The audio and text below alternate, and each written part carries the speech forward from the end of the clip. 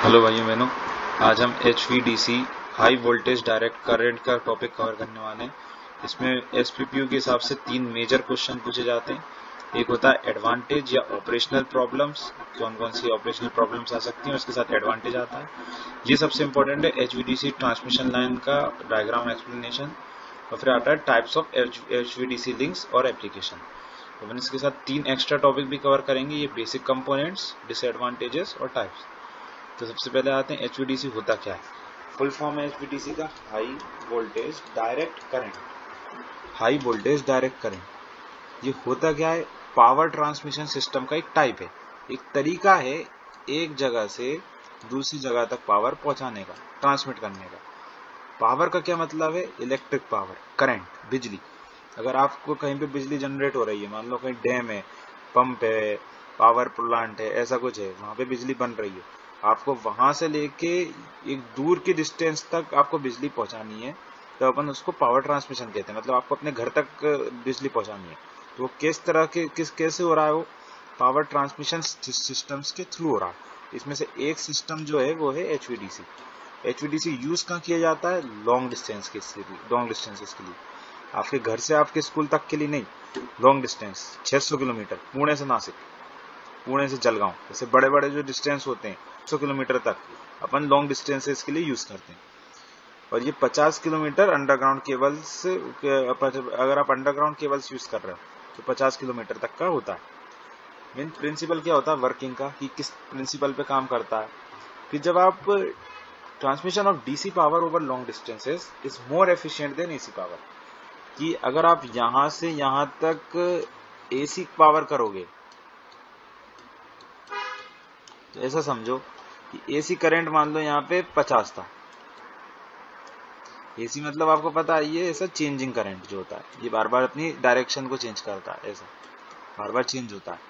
जब ये 50 था, यहाँ पे सेकंड दूसरे पॉइंट पर जब पहुंचेगा, मान लो ये पुणे और ये नासिक है, तो जब पुणे से आपने 50 का करंट छोड़ा AC, ये चेंज होने वाला, नासिक ये पहुंचा तब तक ये हो जाएगा बेचारा 25, थोड़ा सा बचेगा। तो ये मतलब आधा हो जाएगा, मतलब आधा ऐसे स्पेसिफिकली नहीं, पर मतलब कम हो जाएगा पहले से। पर अगर यही चीज आप, इसको बताता हूँ, हाँ, अगर यही चीज आप करते हो, ये मान लो पुणे है यहाँ पे और यहाँ पे नासिक है, अब आता है DC current, direct current. Direct current का ग्राफ कैसा होता है, सीधा, सीधा ऐसा चलने वाला ग्राफ होता है। अगर आप सीधा डायरेक्ट करंट को पुणे से नासिक भेजोगे, मान लो यहाँ से 50 भेजा, यहाँ पे कितना होगा 45, मतलब बहुत कम पावर लॉस है, पावर लॉसेस कम हुए हैं, बहुत एफिशिएंट है, बहुत एनर्जी नहीं लगानी पड़ रही है आपको ये करने में, इजी है। तो DC पावर जब आप सप्लाई करते हो तो वो मोर एफिशिएंट होता है AC पावर से, लॉन्ग डिस्टेंसेस के लिए, बड़े, ये 600 किलोमीटर की बात कर रहे हैं अभी तो, 600 kilometre DC power over long distances is more efficient then AC power. तो इसका मेन ये है कि अगर अपन को DC पावर करनी है, अगर अपन को मतलब एफिशिएंसी ज्यादा चाहिए, तो अपन DC पावर का यूज करेंगे लॉन्ग डिस्टेंस के इसके लिए इंस्टेड ऑफ AC पावर। क्यों करते हैं ऐसा, AC पावर में क्या होता है, ये बार बार डायरेक्शन बदलता रहता है, ऐसा इस तरह से, इससे प्रॉब्लम्स होती हैं। जैसे जैसे ये डायरेक्शंस बदलते हैं, इससे वाइब्रेशंस होते हैं, और जब वाइब्रेशन, जब कोई चीज वाइब्रेट करती है तो उससे हीट जनरेट होती है। तो ये गर्मी के रूप में क्या होता है कि जितना भी पावर होता है ये लॉस हो जाता है, पूरा बाहर चला जाता है तार से। तो आपने जो 50 से 25 देखा था उसके ये ऐसे ही हुआ था, इसलिए हुआ था वो कम किस लिए हुआ, क्योंकि पूरे की पावर बाकी जो 25 थी वो हीट में चली गई, तो बचा कितना 25 बाकी का। तो ये प्रॉब्लम्स DC के साथ नहीं होती, क्योंकि DC डायरेक्ट करंट है। तो अब DC के साथ ये इशू नहीं रहता, DC दिस इशू। अब वर्किंग कैसी होती है ये बहुत इंपॉर्टेंट है समझना। तो इसमें 2 डायग्राम्स हैं, आपको एक ही बनाना है, ये वाला ऊपर वाला, नीचे वाला अंडरस्टैंडिंग के लिए बता रहा हूं। सबसे पहले आपके पास एक सोर्स, विंड पावर है, डैम्स हैं, पावर स्टेशन है, न्यूक्लियर पावर प्लांट है, कोई सा भी सोर्स है अच्छा सा। इसमें इससे आप पहले AC लाइन डालोगे, AC करंट की, जितने भी पावर सोर्सेज होते हैं ये पहले AC करंट में पावर देते हैं, मतलब ये AC पावर देते हैं, AC करंट में। तो AC करंट के रूप में जब करंट वोल्टेज जो भी पावर है वो दी जाती है, तब वो कन्वर्टर स्टेशन में जाती है AC लाइन के थ्रू। मतलब एक लाइन होती है, करंट की लाइन मतलब तार, एक तार जो कि एसी करंट होता है जिसमें, उसको अपन कहते हैं एसी पावर लाइन, वो जाता है कन्वर्टर स्टेशन में। कन्वर्टर स्टेशन में क्या होता है, ये कन्वर्जन होता है, जहां से एसी है तो अब इसको डीसी में कन्वर्ट होगा, यहाँ एसी को अपन डीसी में कन्वर्ट करेंगे। अब ये यहाँ पे डीसी चलेगा पूरे में, अभी क्या था एसी, यहाँ पे अब रहेगा डीसी बीच में। अब इससे बड़ा तार जाएगा, ये बड़ा तार है, ये वही 600 किलोमीटर का, ये 600 किलोमीटर का बड़ा तार है, लंबा, पुणे से नासिक तक इतना लंबा तार चलेगा जिसमें पूरे टाइम डीसी रहेगा। अब डीसी दोबारा कन्वर्टर पे आएगा, ये भी एक कन्वर्टर है, कन्वर्टर स्टेशन है। तो अब ये डीसी जो होगा इसको अपन दोबारा कन्वर्ट करेंगे एसी में।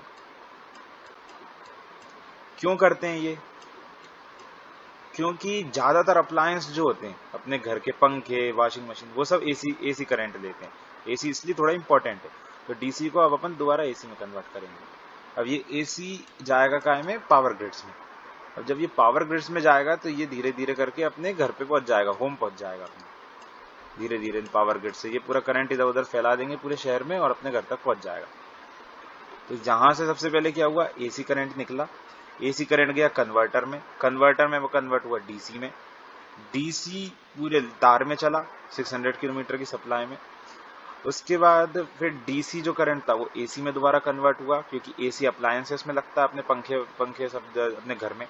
फिर जो एसी लाइन एक और डली, उससे ये अपने पावर ग्रिड्स में आया, नॉर्मल अपने जो तार शहरों में दिखते हैं, और इन तारों से अपने घर में आता है, खंभों से।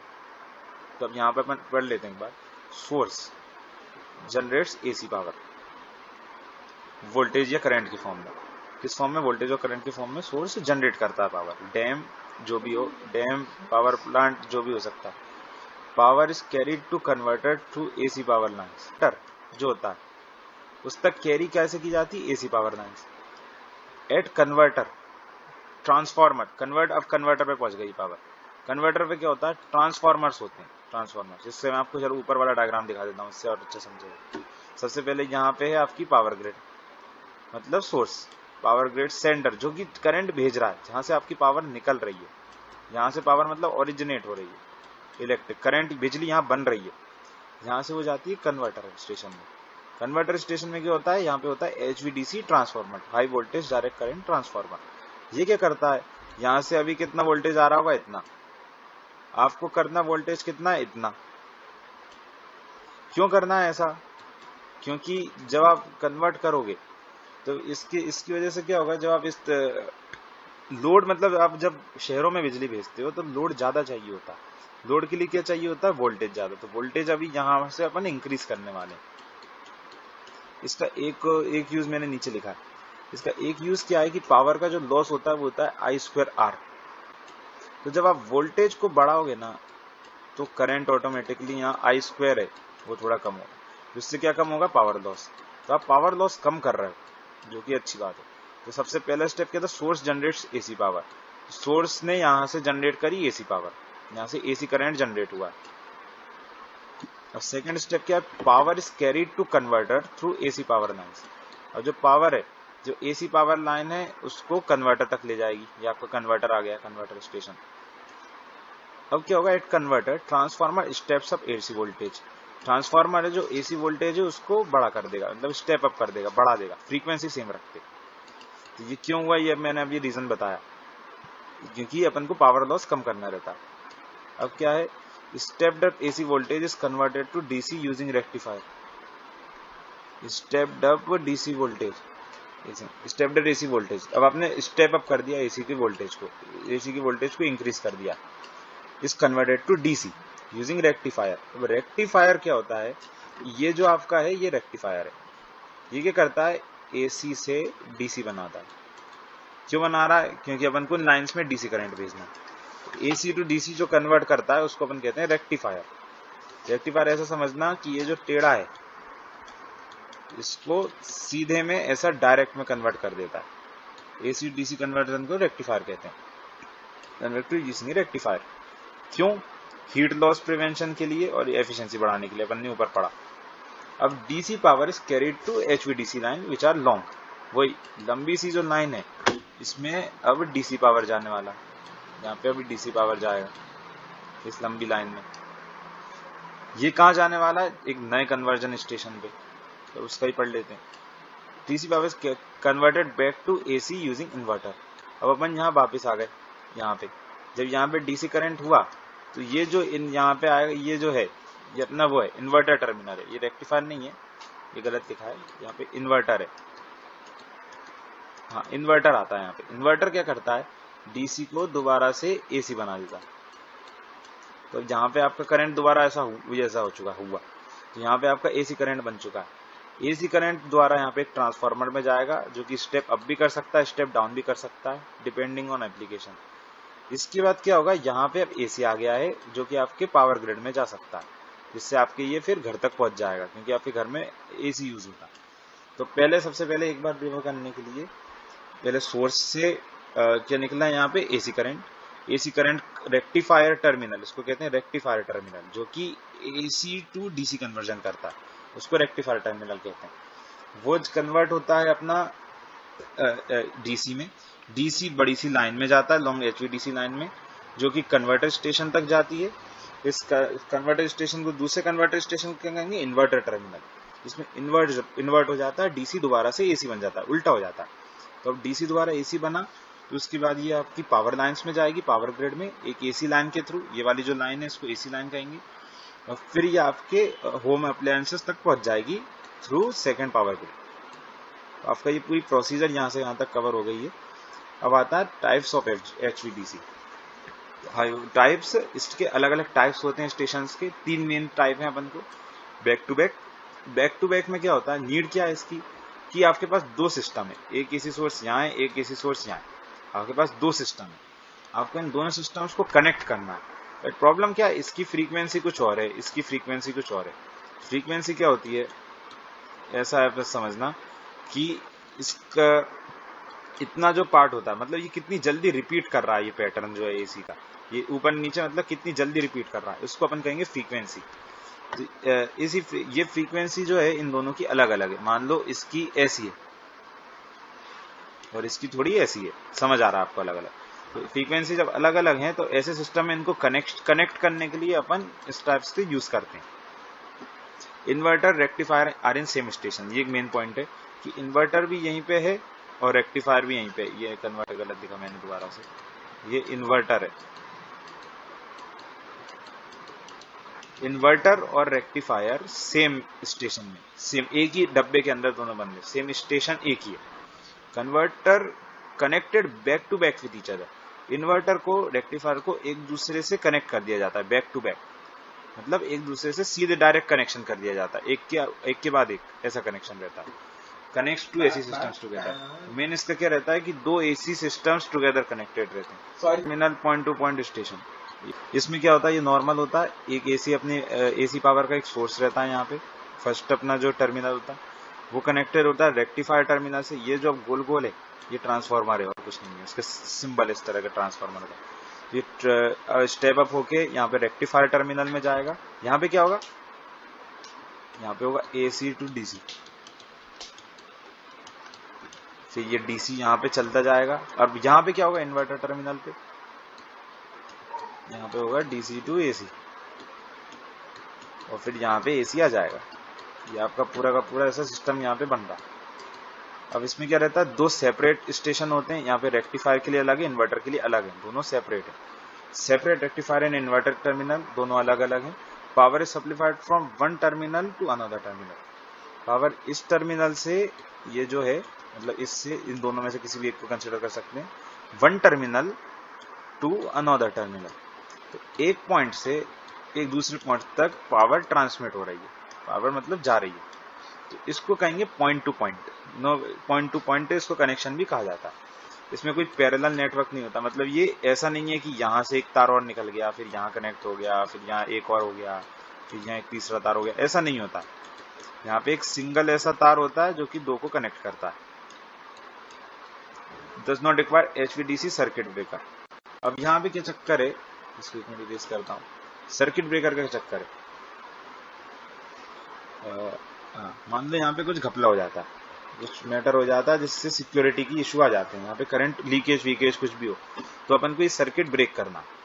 अब क्या है, अपन को ये सर्किट के लिए यहाँ पे एक सर्किट ब्रेकर नहीं लगाना पड़ेगा, यहाँ पे आप यहाँ पे ही लगा सकते हो कहीं पे, एसी का जितना भी यहाँ पे जो सोर्स है, क्योंकि अगर आपने यहाँ से पावर कट करी तो यहाँ से ऑटोमेटिकली पूरी कट हो जाएगी।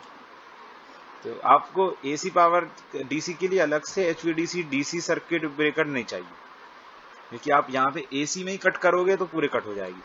अब इसका क्या है, do not require HVDC circuit breaker. AC circuit breaker can de-energize DC in case of emergency. Emergency में वो अपने आप उसको डी एनर्जाइज कर सकता है। अब आते हैं अपन एमटीडीसी पे, मल्टी टर्मिनल। मल्टी टर्मिनल नाम से ही समझ आ रहा है बहुत सारे टर्मिनल होने वाले हैं। तो यहाँ पे क्या था, यहाँ पे टर्मिनल 2 थे पर एक डब्बे में थे, इसमें बैक टू बैक में। जहाँ पे टर्मिनल 2 थे दोनों अलग अलग थे, यहाँ पे बहुत सारे टर्मिनल्स, मोर देन 2 टर्मिनल्स रहेंगे। इसमें separate rectifier and inverter terminal रहेंगे, इसमें भी separate rectifier and inverter terminal थे 2.1.2.1। Power supplied between multiple stations, उसमें कैसा था, एक पॉइंट से दूसरा पॉइंट ऐसा। पर इसमें कैसा है, आपको ऐसा झाड़ टाइप का स्ट्रक्चर मिल रहा है। एक यहाँ पे भी एक स्टेशन रहेगा, फिर वो यहाँ कनेक्ट हो जाएगा कहीं, फिर उसमें एक ऐसा स्टेशन, फिर ये आगे जा रहा है यहाँ स्टेशन, ऐसे बहुत सारे अलग अलग स्टेशन रहेंगे। Parallel and intermediate networks, parallel networks इस तरह के हो सकते हैं, और इंटरमीडिएट मतलब इधर से निकल गया, एक इधर से निकल गया, ऐसे अलग अलग नेटवर्क्स हैं। इसमें ऐसा नहीं था, इसमें नो पैरेलल नेटवर्क थे। अब क्या होता है, DC circuit breaker is needed because in this case AC circuit breaker will de-energize the entire system. अब प्रॉब्लम क्या है, अगर आपने ऐसा ये सिस्टम, ये पैरेलल ठीक है, इसमें एक कि ये सीरीज कनेक्शन के लिए होता है सिर्फ। अगर आप एमटीडीसी में सीरीज कनेक्शन करते हो, तो अगर आपने एक जगह से बिजली काटी, मान लो ऐसा कुछ किया आपने, जैसे हाँ ऐसे ही मान लो, आप इसको डायग्राम कंसिडर कर लो, ये दोनों कनेक्टेड, आपने यहाँ से बिजली काटी तो यहाँ भी कटने वाली है, यहाँ भी कटने वाली है, और बीच में भी कटने वाली है। मान लो फॉल्ट सिर्फ यहाँ पे था, पर आपने यहाँ की भी काट दी है, यहाँ की भी काट दी है, तो इससे कुछ सेंस नहीं बना, पूरा सिस्टम कट जाएगा। तो आपको यहाँ पे भी एक सर्किट ब्रेकर लगाना पड़ेगा, यहाँ पे भी लगाना पड़ेगा, यहाँ पे भी लगाना पड़ेगा। तो इसको कहेंगे अपन एचवीडीसी सर्किट ब्रेकर। एचवीडीसी का सर्किट ब्रेकर अपन को चाहिए होता है यहाँ पे इन सीरीज कनेक्शन। पैरेलल में नहीं होती है प्रॉब्लम, पैरेलल में मैनेज हो जाता है। पैरेलल में मतलब आपको काटना है तो फिर आप स्पेसिफिकली यहाँ का और यहाँ का ऐसे काट सकते हो। अगर ये यहाँ से ऐसे कनेक्टेड होते तो इनको अपन सीरीज में मानते हैं, सीरीज में फिर आपको प्रॉब्लम्स आती, फिर ये पूरा कटता, वो ठीक वो नहीं हो पाता। एप्लीकेशन क्या है, अब ये आपको एक बार डायग्राम दिखा देता हूँ। ये पैरेलल इसका डायग्राम है। तो पहले आपका सोर्स है, सोर्स से बिजली जा रही, पावर जा रही है यहाँ पे। हाँ, पहले सोर्स की पावर कैसे जाती है, पूरा इसमें ही है एसी। यहाँ पे रेक्टिफायर पे कौन से में होती है कन्वर्ट, एसी टू डीसी। अब यहाँ पे भी पूरे ये पावर लाइन से यहाँ डीसी में चलने वाली है। यहाँ पे कैसे होगी कन्वर्ट, अब यहाँ पे एक इन्वर्टर बीच में आ गया, इसको कहते हैं इंटरमीडिएट, जो ऊपर पड़ा था इंटरमीडिएट पावर लाइन्स। तो यहाँ पे क्या हो रहा है, इन्वर्टर पे डीसी टू काय में कन्वर्ट हो रहा है, एसी। अब यहाँ पे क्या होगा आप बता, इन दोनों पे। तो फिर ये लाइन कौन सी है, ये छोटी वाली, ये भी आपको बतानी है। तो यहाँ पे डीसी टू एसी कन्वर्जन होगा, ऐसे अलग अलग इस टाइप के पैरेलल वायरिंग्स रहेंगी। तो ये एप्लीकेशंस क्या है इसके, मोर economical, can be use for high load, बहुत इकोनॉमिकल है और हाई लोड के लिए यूज किया जा सकता है।